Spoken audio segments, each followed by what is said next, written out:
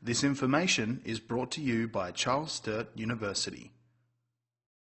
Different ways of proving stuff, and so there's different ways. You can do indirect methods like a proof by contradiction, contrapositive proof. So there's one type of proof strategy called induction.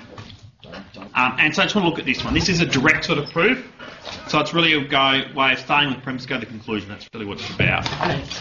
It's a special type. It may not seem direct, as I was alluding to in the last lecture, but it's a certain strategy. So pretty much it works if you've got some sort of result which is connected to counting numbers. So it's true for all counting numbers. That's sort of where it normally looks for. And you need a starting point and a way of connecting from one step to another. That's basically how it works. How does do an example where it might arise first, and then go back to doing the strategy.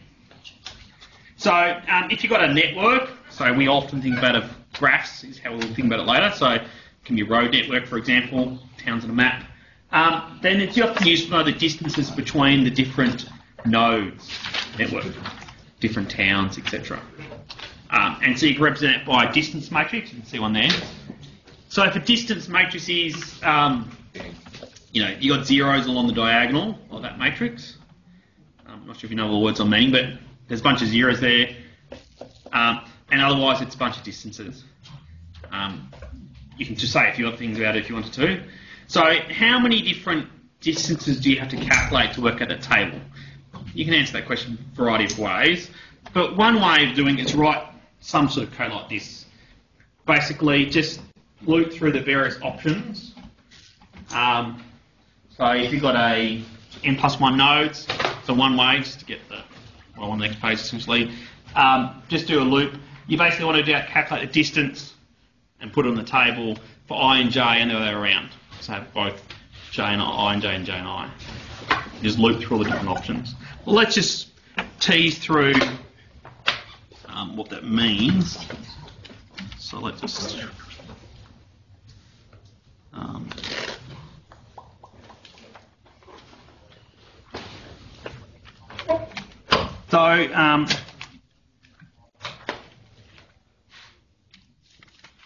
you look at the first loop. So the first loop, I think I've worked out that this will work out so nicely. So let's do the other option. Okay.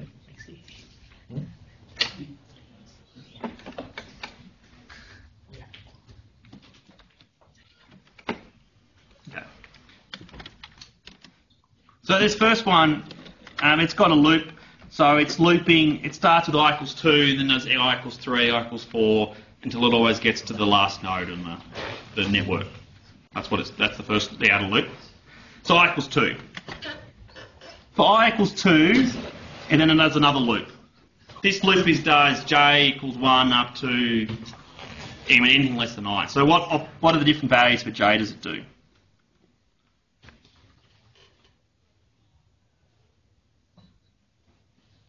Do you understand this notation? So this thing here is saying all numbers, this is numbers, from 1 up to I - 1. So you start 1, obviously you'll do j = 1. What's the highest it ever gets? I - 1b.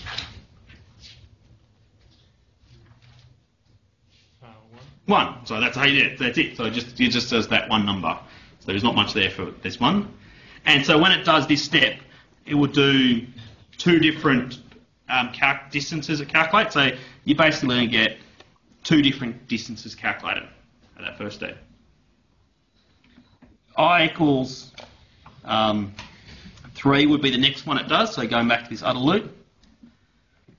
For its inner loop, it would go j = 1, and then 2, and that's it. Because I - 1 would be just up to 2 at most. And so for each of those loop iterations, it will do 2 calculations. So it would be 2 times 2, or 4 different distance calculations.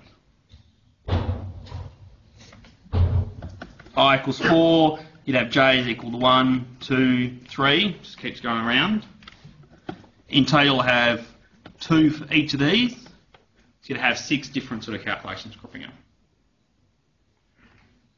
Keep going. The highest it ever gets, the outer loop keeps going until you get to n plus 1. That's the highest it ever gets. So just looking at the pattern going here.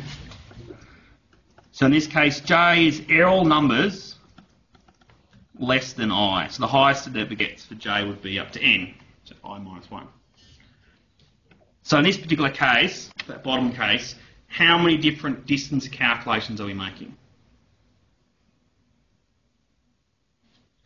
So how many? I mean, 2 times n. Yep, 2 times n. That's right. So every time you do the loop, you do it twice.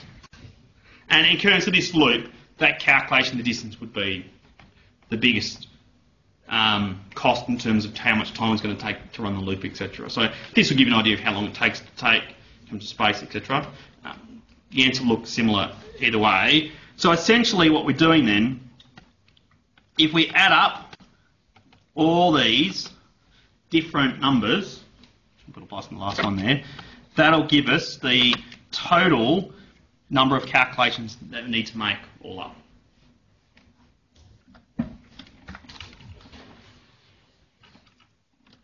So 2 plus 4 plus 6, etc. to get to 2n.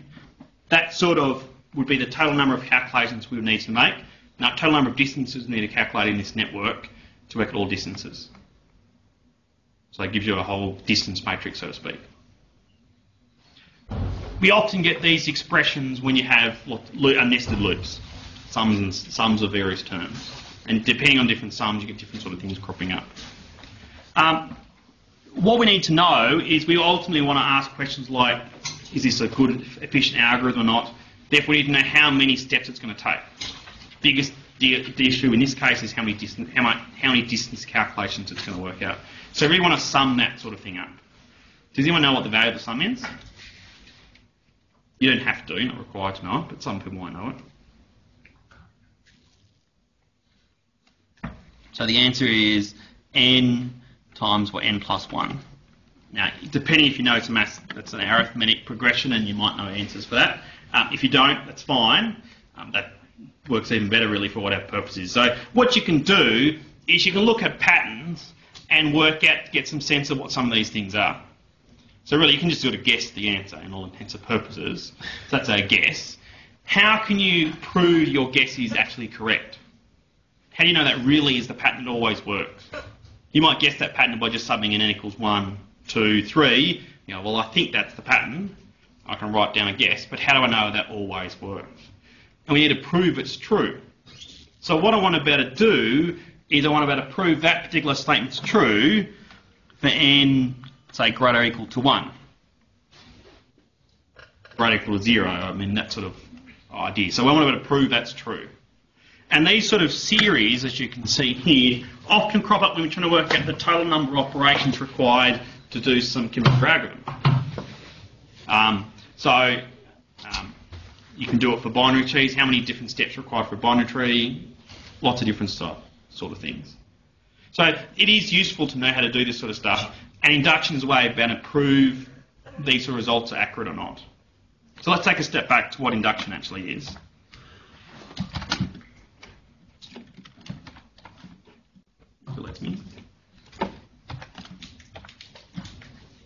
So induction's trying to prove a result, just like the one we saw there, true for a bunch of counting numbers, a bunch of integers, positive integers. So the basic way we do it is we assume it's true for some base case. So that's the smallest number we want to consider. So in this case, the smallest number would be n equals 1, for example, or n equals 0. They're commonly the values you want to consider for a base case. And just make sure that the result's true for that simple case. That really just means subbing in left-hand side, right-hand side, or whatever it might be, and show it's the same. That's normally very simple to do, but it's important. If you miss it out, it misses the whole point. Then your next do is the inductive step. So how the inductive step works is you assume it's true for some arbitrary value. So just assume it's true for n equals k. And then from that, that's a key assumption, you then try to prove the whole result's true for the next number along. usually k plus 1. Just trying to prove true for the next result. That requires a bit of algebra. That's where the real hard work for this sort of proof lies. And the key thing to do it is you have to use the assumption in order to do that. That's the whole purpose for it. If you don't need to use the assumption, then you don't need to do induction. That's pretty much the answer. So the induction step, using induction really is using that assumption to help you out. Try to help you out. And doing that's the inductive step. Then, once you do those two parts then, it's automatically true, the result's true for all integers starting with the base case. I'll just explain how that works once we do this example. I think that might be the best way of doing it. So that's what we're looking for, base case, an inductive step, and just put a conclusion at the end just to wrap it all up. So what I want to do is I want to prove this result at the top here using induction. So we'll do a proof by induction. So it's good to explain to everyone who's reading it what we're trying to do. So a proof by induction. And we want to start with the base case. So the base case is making the smallest value of little n that we want. So as I said, n equals 1 would work in this case fine. That's when you've got a network of just two different... That basically means you've got a network of just two different towns, two nodes. Anything less than that, there is no distances at all to calculate. There's not much to do. So this is the first sort of non-trivial case, n equals 1. So what I want to do then is really just want to show the results true. So I want to do the left-hand side and the right-hand side, and they better be equal, otherwise it's going to fail straight away.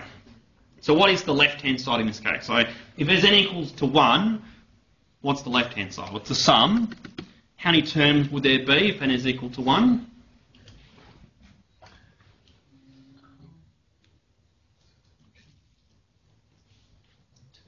There's just the one term, and the term is 2, as you said. So it's just equal to 2. So it's just, you keep going, and to the highest term you get would be 2 times by n. 2 times 1 is 2. So the highest term it ever gets is 2, which is also the first term. So it just goes, that's it. So just 2. What's the right-hand side going to be? Well, pretty much you need to sub in n is equal to 1 to that expression. So you'd have 1 times by 1 plus 1. What's that equal to? 2 as well. So we can see the left-hand side equals the right-hand side for the base case. What does that tell you? It's all true. It's true. So therefore, base case true. And often the base case isn't very complicated. Just like here, as long as you understand what the notation means, that's fairly straightforward. But you need a starting point. You need that starting point for the whole thing to work. Okay. So the next thing you need to do is the inductive step.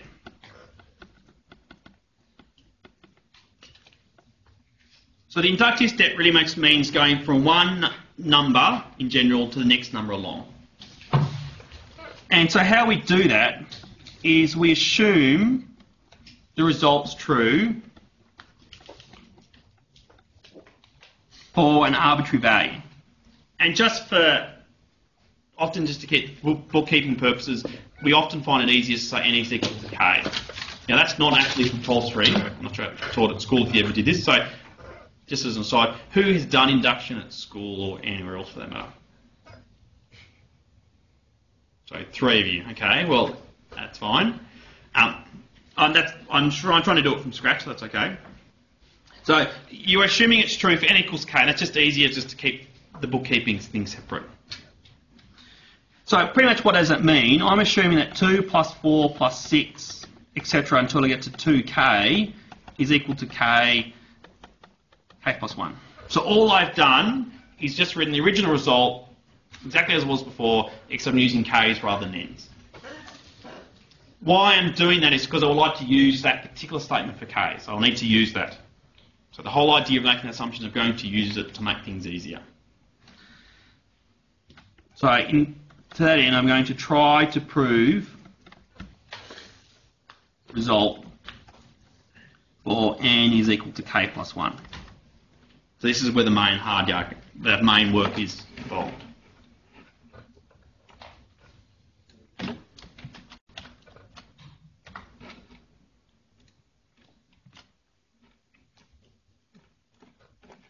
Okay, so the result for n equals k plus 1 again has a left-hand side, right-hand side to it.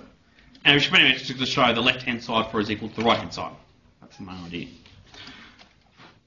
So the left-hand side is going to be our original result, that one in the red at the top of the page there, just with n replaced by k plus 1, which is the next number. So that's the next biggest number we consider. So it's going to write the 2 plus 4 plus 6, etc. I'd get 2k, and then I get the number after it. So it's always going to be one more number. So 2 times by k plus 1. Is everyone okay how I got that? So all I've really done is I've just subbed into that red line at the top, just n equals k plus 1, which just chucks in one more term. So I had k terms before, now I've got k plus 1 of them, just chucking that last term on. So you can see the difference between the k case and the k plus 1 case is just got one more term in the end. So I've just got this in addition, that's the only difference. You can only use numbers, like just as a concrete example. So that could be the example for, say, k equals 3. So the next number would have, that's got 3 terms. If you had n equals k plus 1, that would be 4 terms instead. So you'd have one more term dropping at the end. But that's my left-hand side. I want to do a bunch of steps to say it's equal to the right-hand side. I'm going to need to do a bunch of steps somehow to get equals right-hand side at the end. It's a good idea to see what we're aiming for odds. So the right-hand side is going to be this right-hand side here, but with k plus 1s instead of n. That's any different. So I'm going to have k, it's n times by n plus 1. That's what we're trying to do. You just replace the n's by k plus 1. That's what I'm aiming to get. So you can see there's a bit in the middle I've got to do, and that's where the hard work is, but at least it's a good idea to know what we're trying to aim for. So what we're going to try to do is we have to simplify that sum into that expression down the bottom. That's the basic goal. So how do you do it? Well, the main thing you have to do is you have to use this assumption. That's the whole thing, that's how it works, using that assumption. So you want to try to use that. Now, that result there simplifies the sum from 2 up to 2 to the 2 times k. So you can see this block here and this block here the same, which is nice. So I'm going to use that. So that whole green block I'm just going to replace. What's it going to be replaced by? N. I don't know, like x or something. Well, there it is there. All that. Yeah, so we know that that value in box is equal to k times k plus 1. Let's write that down. Replace with something, right? That looks simpler than what we have. That's the whole point of it all, right? So X. Just make that equal to x and put x there. that'll be fine. Genius. That is also correct, but I'm not sure if that probably obscures what we're doing. So I'm just replacing that sum by k plus 1. Equal to 4. And what I've done, you should just explain to everyone who's reading it, using the assumption.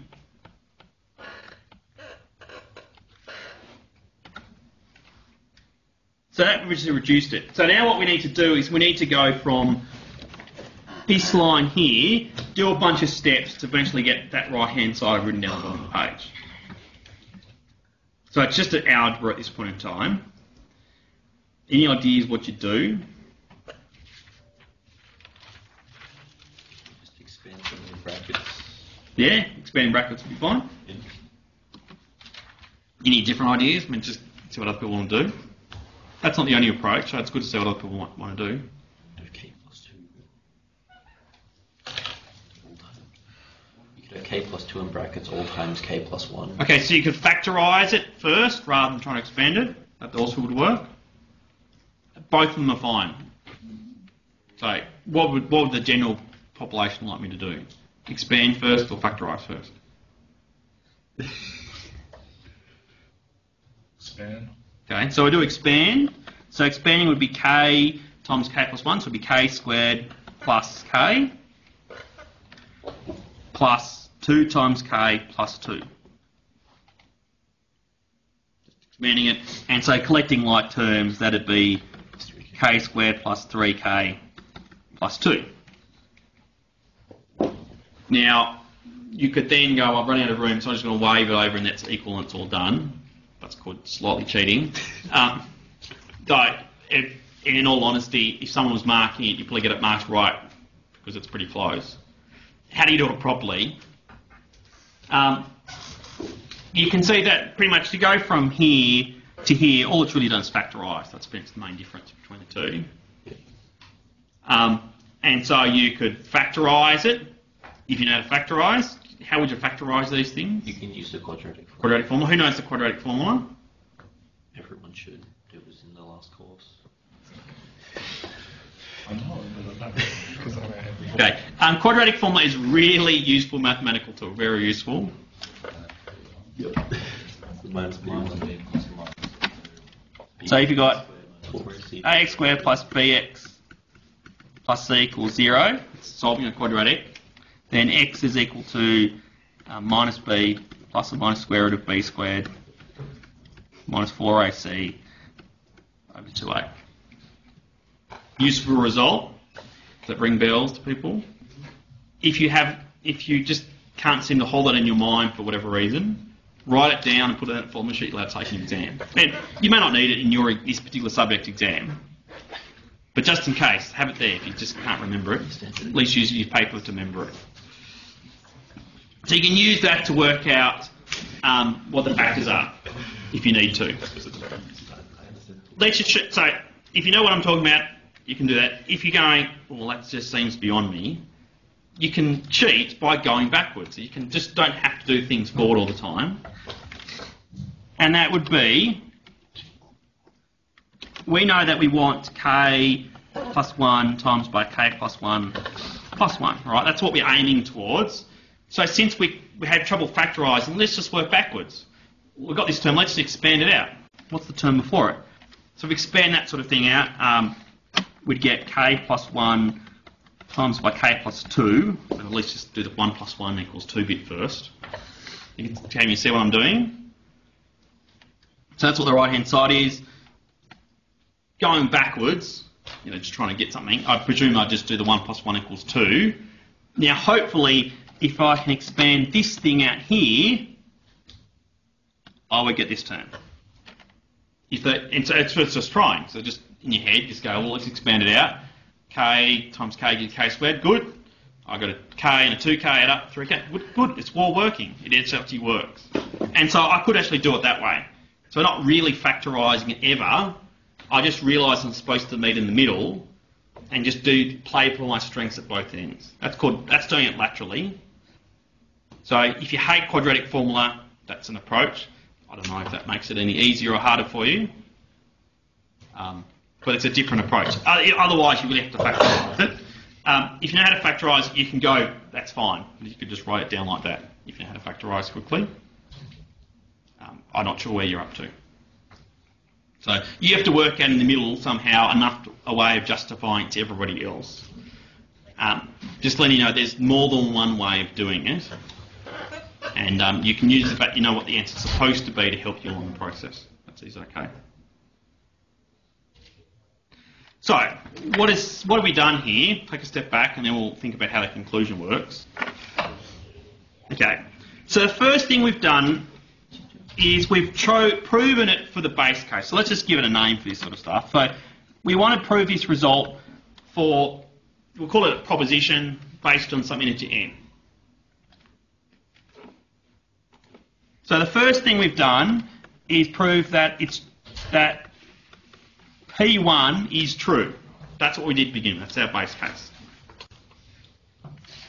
The next thing for an inductive step is if the result's true for K, so if P to the K is true, then what we've done is a bunch of steps end up showing you, or showing us, that it's true for the next one along.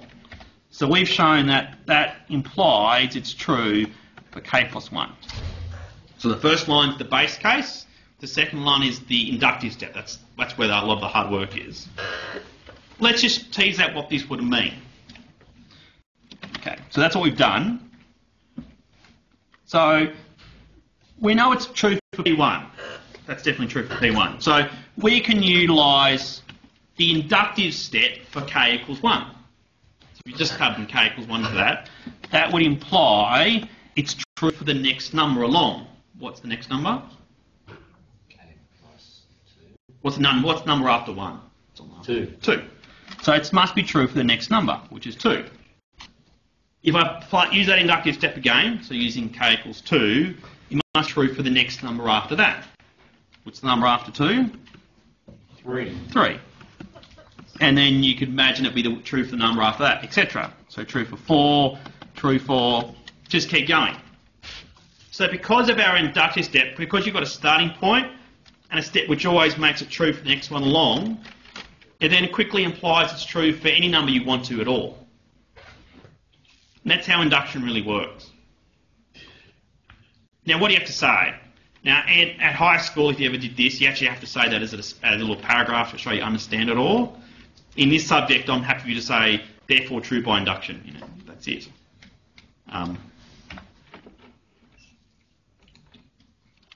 So I just go, therefore, this is the conclusion part.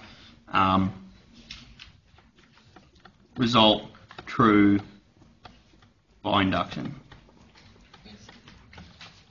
But what it's doing, and it's not magic, I mean that's what I'm trying to indicate, that what it's really doing is, if you've got a starting point and you know how to go from one value to the next value along, just those two parts, those together automatically imply it's true for any number you can think of. So it's a powerful tool. And the reason why it works is trying to deal with this thing directly. The main thing you're really trying to do is just looking at how to go from one value to the next value. So it simplifies it down. And when you're dealing with series like you can see here, that's really helpful because series have lots of terms, but going from one series to the next one along is only one term. That's a bit easier to deal with. So dealing with one term rather than many, which is what we did in this case. So you've got a question in your assignment using induction. And it's similar, so it's a similar difficulty to this one I've done here. So similar difficulty to that. So you certainly say factorising might be helpful, but as I said, you can just write at the top of the page, left hand side is bottom page, the right hand side equation. You can avoid factorisation by doing that, working towards the middle approach, because you can always just do the expanding steps and never have to work the factorising steps. So that's one example of induction. And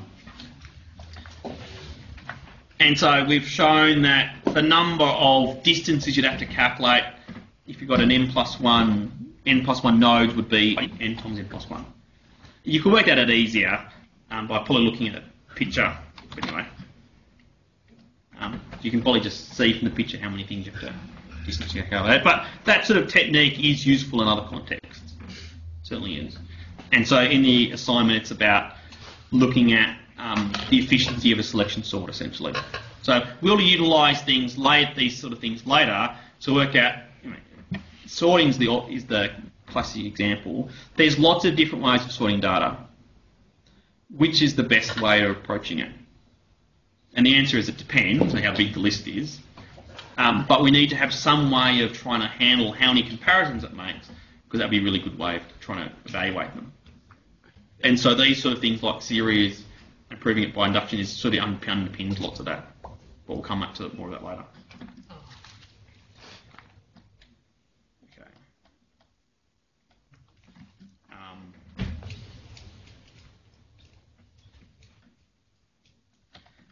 So I won't do them all. I won't do many of them all actually. But I just want to show that the idea of induction is a very powerful tool. So you can use it to prove series, like I've shown, but you can use it to prove other things. Like this one here, like proving that various expressions are divisible by a number. And I'm not going to write this one down, so you can do it yourself if you wish to, but I'm not going to write down the answer. You can dip it through quickly if you know what you're doing. If you're not, it'll take you a bit longer. You can use it to prove things in terms of calculus.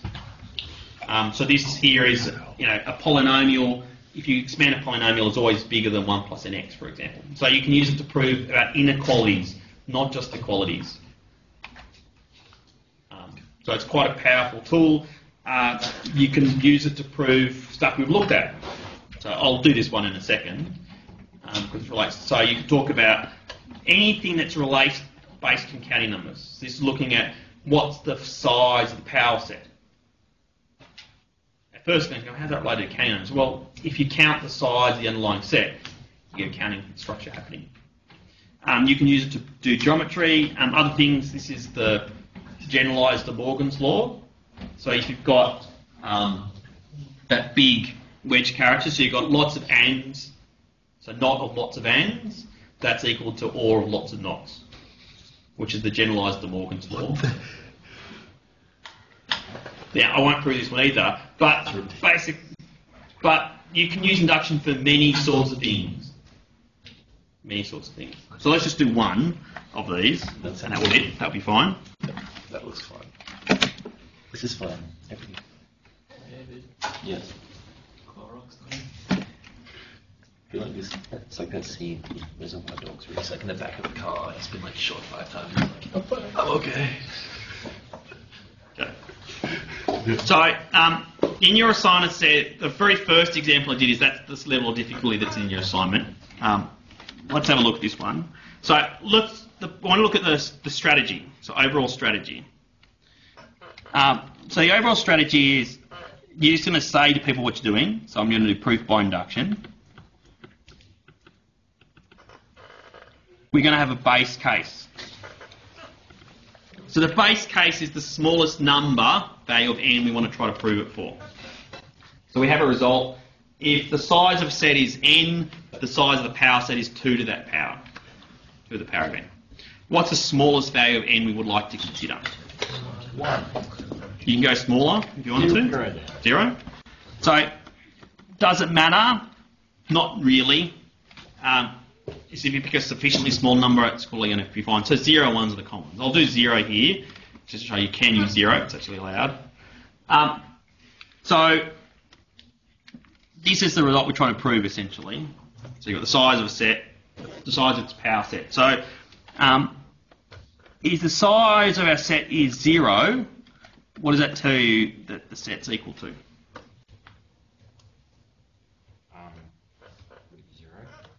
2. So if you know the size of the set is 0, what does that tell you the set is actually equal to?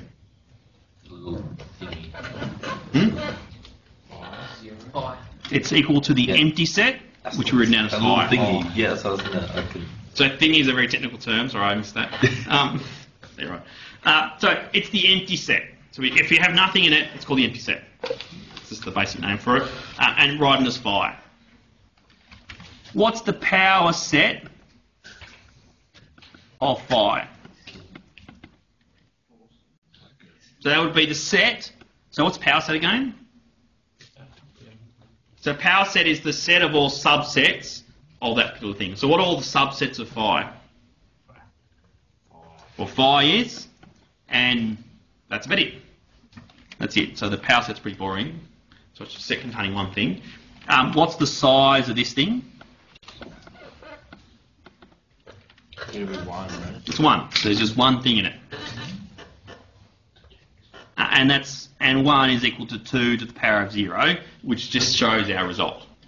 So everyone knows that 2 to the power of 0 equals to 1. So that shows the base case actually works.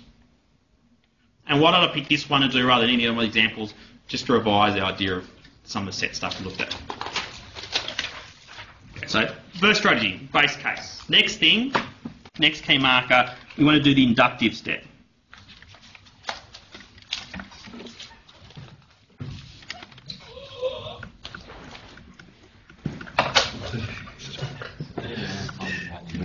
And how the inductive step works is we want to assume result true for n equals k. We want to prove it's true for some value. And this k value, as we've seen in the last time, it's a placeholder. So it's going to be k equals 1 or 2 or 3. It's just whatever number we choose to be at that point in time, effectively. So let's assume we have a set, call it SK.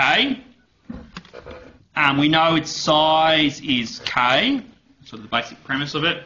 And we're assuming that the size of its power set is 2 to the k. That's essentially what we're assuming. So I've just written down that result in black type. That's our assumption, just replacing n by k's. That's all I've really done. That's the assumption. And then what I'm going to try to do is I'm going to try to prove result or n is equal to k plus 1.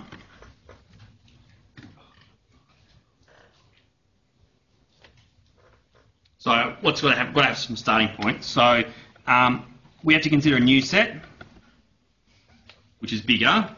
The size of this new bigger set is equal to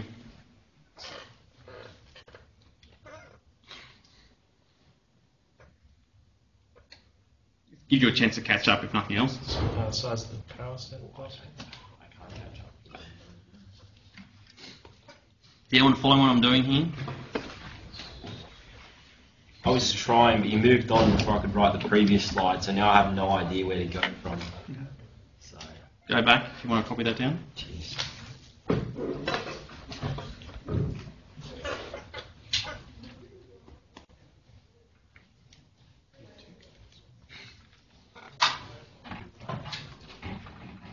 I prefer you get it, so if you don't get it, just say, that's okay. So, overall idea, that's the biggest, I want you to get the big picture.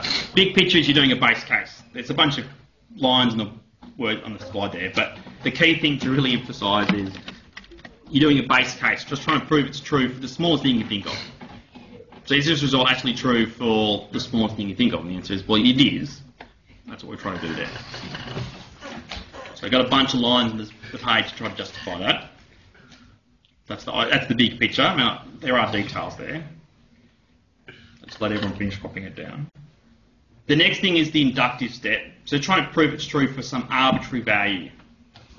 And I said that really, if you want to think about it, for the moment, you can think of it just as being, let's assume it's true. We know it's true for n equals 0. Let's assume it's true for n equals 0. Well, that's a valid assumption, if you know it's already k. It's true. Let's try to prove it for the next value. Let's try to prove it true for the next bigger set. So what's the next? Say if the first set's the size 0, what's the next bigger size set after 0 can you get? 1. That's it. So let's see if we can prove it true for a set of size 1. Knowing, though, that the set of size 0 has a certain formula for its power set. So that's what we're trying to do. And once we do that, then we know it's true for n equals 1, and then we're going to prove it's true for the next number along, n is equal to 2. So I prove the whole result for a set of size 2. Now, instead of trying to do all of those independent things separately, I'll do them all at the same time. That's the brilliance of the whole idea. So you're trying to prove every single thing at the same time, and that's why I write down k, not writing down 1 or 2 or 3. I want to prove it for all those spectrum of values at exactly the same time. That's why I write it down this way. So I'm assuming it's true for n equals k, and in your head, think of that as being 0 to begin with, and then it'll be 1, and then it'll be 2, and then it'll be 3, and any number you want to consider. And I'm trying to prove it's true for the next one along. So you're trying to make it concrete. So what I've got here is, so what I'm doing is, I've got a bunch of dots here, right? That's my initial set, SK. What I want to do is I want to add one more point into it, just one more into my set. Make it one bigger. This new one would be my next biggest set. So if I had 5 things in there before, now I've got 6 of them. And there's only one element different. I mean, let's make them all exactly the same as we possibly can. So this is my new set. What I want to do then is, what I'm trying to do is I'm trying to prove that the power set of what I've just done, I'll put in k plus 1. So the power set of this new thing I'm trying to create, I'm trying to equal to 2 to the power of, where's the mouse gone? 2 to the power of n. So it should be 2 to the power of what its new size is. So 2 to the power of k plus 1. So all I've really done is just replaced n by k plus 1. But I think this picture is going to be helpful for us. So what I'm trying to do is I'm trying to think of all subsets. So a subset is just a circle you can draw which contains some of those dots. Maybe none of them, maybe all of them, or just some of them. You know, they're all possible. So I want to count how many different overlaps you can consider, essentially. Okay. So before we go about the details, which apply only to this case, let's apply the strategy which always works, which is the thing you need to remember more than anything else. So this inductive step assumes true for n equals k, try to prove true for n equals k plus 1. Do a bunch of stuff in the middle, and you get the answer.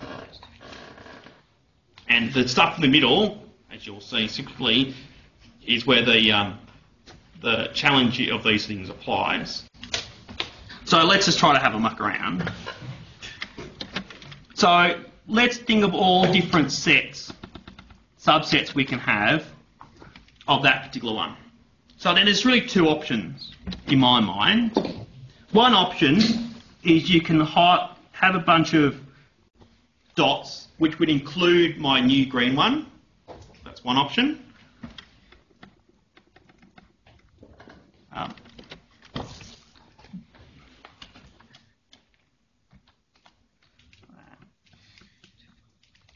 The other option is you can include a bunch of sets which don't include the green one. So that's two examples. Just got two examples here, right? So there are two sorts of cases. How many different cases are there of the first type? How many different cases of the second type? And the total number of cases, we're just adding up two numbers. That's the basic idea of how it works. So I'm just doing counting. I can see there's two different ways of counting it. Count them both, add up the number, gives you the total. So the first approach is essentially if you're we're including the green one, otherwise you're just including a bunch of the rest of the red dots. How many different ways are there of putting circles over some of the red dots? We already know that. That's what this first assumption is all about. So we're assuming that the number of ways of circling some of the dots, none, all, or some of them in between, is equal to 2 to the k. So there are 2 to the k ways of doing that sort of circling. Now, should I write? Are you writing them all words down? I would. If you're going to have to read it, I would. But let's look at the big picture here. So if you include the green dot, there are 2 to the k ways of circling all the other red dots you want to include with it. On the other hand, if you look at this picture here, if we're excluding the green dot, then we still want to colour in a circle, a bunch, so some of the red ones. How many ways of doing that? Well, same thing. By the same assumption, there are 2 to the k different ways of circling some, all, or none of the remaining red dots. So 2k ways of including it, 2 to the k ways of excluding it. What we want to do then is sum them up. So in total, and that would be the size of the power set.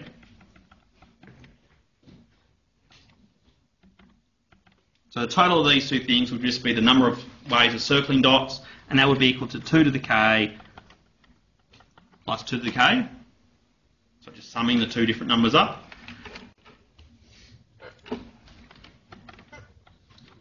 That's 2 times by 2 to the k. We're going to carry that part. Just got two of them, so it's going to multiply by 2. How do you combine those sort of two expressions together? How much do you know, I guess is my question.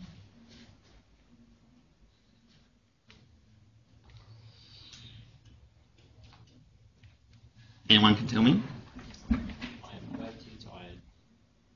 Fair enough, thanks for being honest. So when you've got two numbers with the same base but different little powers at the top, so you're trying to multiply two powers together, the way to make it is actually make it really clear that they're really two things with power. So just put a 2 is equal to 2 to the power of 1. Just make it really clear. When you've got the product of two things with powers, you just add the powers together. So that's 2 to the 1 plus k. I knew it. I knew it the whole time. The whole time. It's already written on the page. No, it wasn't. It's written on the page. Which is what we're trying to prove it to be. Now, so the answer is, say you're going, I have no idea what to do there, which people are tired, that's what that seemed to be the vibe here. Just go, I know the answer's supposed to be equal to, that's what the answer's supposed to be, so if you've got no idea, just write it down anyhow. And if it's one line, one step from that, the marker's not going to be able to tell the difference. Now, if there's a lot of steps, the marker can tell and say, you really don't know what you're doing here.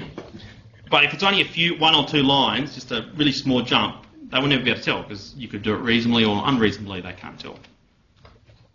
So that's why that's not a bad strategy. If you're fumbling around in the dark, at least you go a lot. If I know where I'm heading towards, I know where I'm starting from, it's just one little jump and I can do that one. That's the basic idea. So what we've done here is that's equal to exactly what we want it to be. That's what we're aiming to prove it equal to be. And so result true, true for n equals k plus 1. And so now we've done our base case and our inductive step. Those together automatically imply that it's always true. So by induction,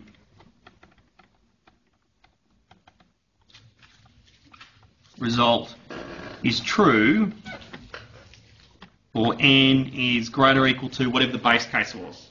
And just remind myself, the base case in this case was 0.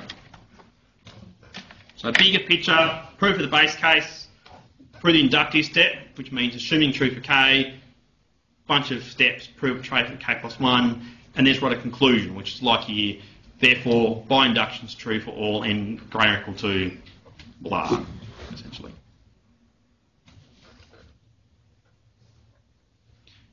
Now, what I've written down on the slide is probably not enough to get you full marks if you write it in an assignment, because I said things in words rather than wrote them down. But if you just write some of that stuff down, that would be sufficient. And the real heart of that, the heart of the proof is there are two options, either including or excluding our new point we've added, in the way separately. So the logic's on the page. You need some words so people understand it, either out loud or written down. Yep. So you've got 2k, 2 to the k plus 2 to the k. How did that transform into 2 to the 1 times 2 to the k?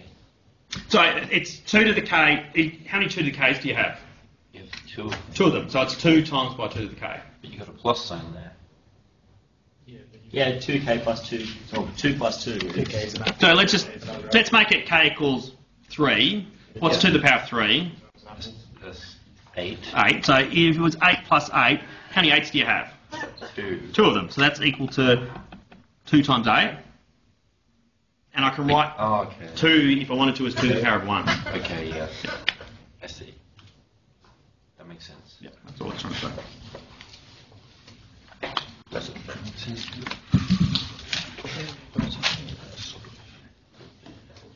Okay, so you can do induction for lots of things. Let's not do any more at this right point in time, though. So, as I said, the level of difficulty I want you to try to handle is that sort of one. The level of difficulty I'm trying to handle. And the key things I'm looking for when I'm marking it, or I'll get someone else to do the marking for it, what they're looking for is to know that you can know the logic, how to do it, how to set it out. So if you know there's a supposed to be base case, you can do that one. If you can assume, make an assumption. If you then know you're supposed to prove it's true for n equals k plus 1, but you can't quite do it, but you can do some things in between, and you write a conclusion in the end, you'll still get most of your marks. Because you know what you're supposed to be doing, and you can demonstrate you can do lots of it. Now, if you don't even put the base case down, you miss the conclusion, it's hard to give you any marks at all. But given that structure, it really does help a lot, because that really is the key part. That base case is important because without it, it's not true. So how about we have a break for 5 minutes and then we'll start a new topic. Just to summarising what we've done so far, this is chapter 1. So basically we looked at the building blocks so far. So looked at sets, looked at logic, which you can see are close related, and then just talked a bit about proofs, and which we've done quite a few of already, but just want to talk about how you do proofs, which is really just an application of the logic we've been doing. So what we're going to do after our little 5 minute break is something completely different. Yay. Great. For better or for worse, you can see what it is first perhaps before you make a judgment. So we'll have a break for 5 minutes. Comes one, quantum physics.